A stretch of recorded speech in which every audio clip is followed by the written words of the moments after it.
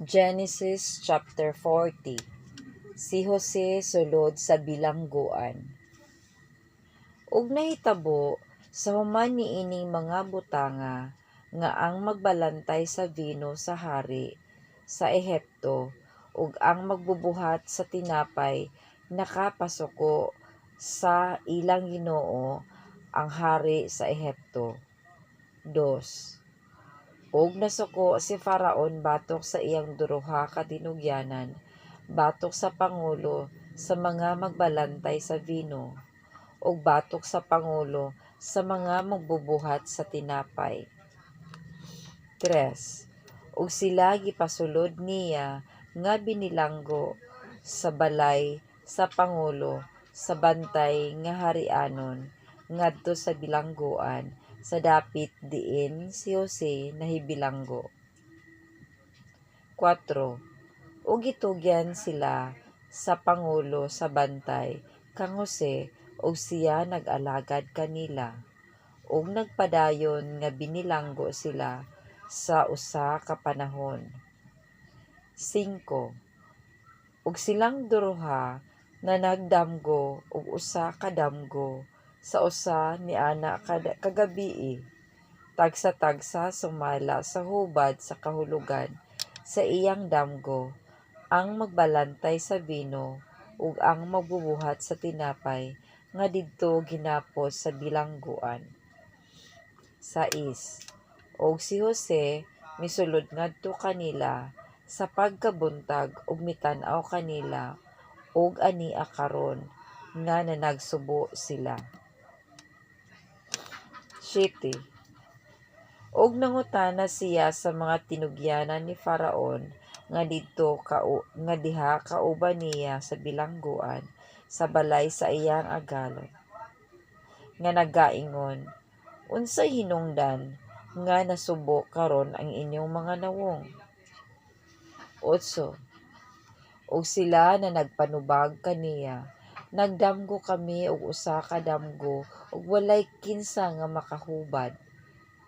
Ug si Jose miingon kanila, dili ba sa Dios ang paghubad sa kahulugan?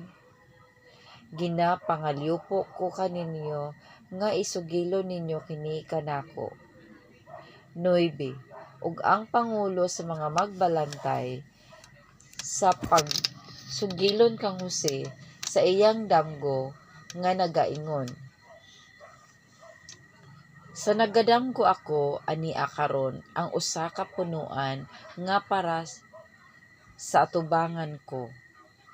Ug sa punuan sa paras adunay tutulo ka mga sanga ug kini ingon sa nagapanalingsing ug namulak ug ang iyang mga pinungpong namunga og mga paras nga hinog. 11. Ug ako nagakupot sa kupa ni Faraon ug nagkuha ako sa mga paras ug gipuga ko kini sa kupa ni Faraon ug gitunol ko ang kupa sa kamot ni Faraon. 12. Unya miingon kaniya si Jose, kini mao ang kahulugan niini. Ang tutulo ka mga sanga mao ang tutulo ka adlaw. 13. Sulod sa tutulo ka adlaw, pagabayawon ni Faraon ang imong ulo ug ikaw igauli niya sa imong bulahaton. Og magatunol ka kang Faraon sa kupa ingon sa gibuhat mo kaniadto sa magtitiing pa ikaw. 14.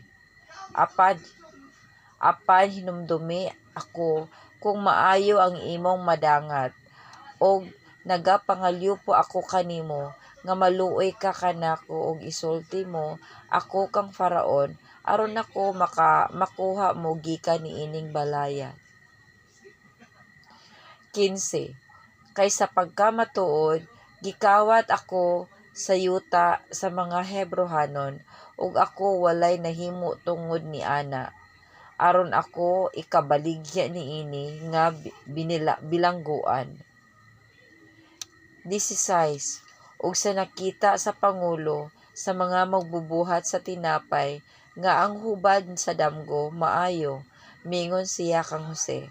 Ako usab nagdamgo nga ni akaron, may tutulo ka bukag sa tinapay nga maputi sa ibabaw sa akong ulo.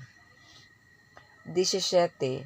Ug sa bukag nga didto sa ibabaw, diha ang tanang linuto nga kalanon alang kang Faraon. O gikuha sa mga langgam ang mga tinapay sa bukag nga didto sa ibabaw sa akong ulo. 18. Unya mitubag si Jose miingon, kini mao ang iyang kahulugan. Ang tutulo ka mga bukag mao ang tutulo ka adlaw. 19.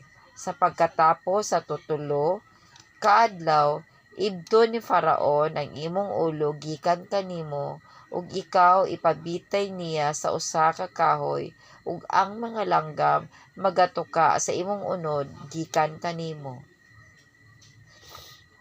20. Ug mao nga sa ikatulo ka adlaw, ang adlaw sa pagkatawo ni Faraon, nga naghimo siya og kumbira sa tanan niyang mga alagad. O gibayaw niya ang ulo sa pangulo sa mga magtitiing, ug ang ulo sa pangulo sa mga magbubuhat sa tinapay sa taliwala sa iyang mga alagad. 21. Ug iyang gipabalik sa iyang katungdanan ang pangulo sa mga magtitiing, ug gihatag niya ang kopa sa kamot ni Faraon. 22. Apan iyang gipabitay ang pangulo sa mga magbubuhat sa tinapay, ingon sa gipahayag ni Jose kaniya. 23. Apan ang pangulo sa mga magtitiing wala mahinumdom kang Jose, kundili hingkalimtan siya.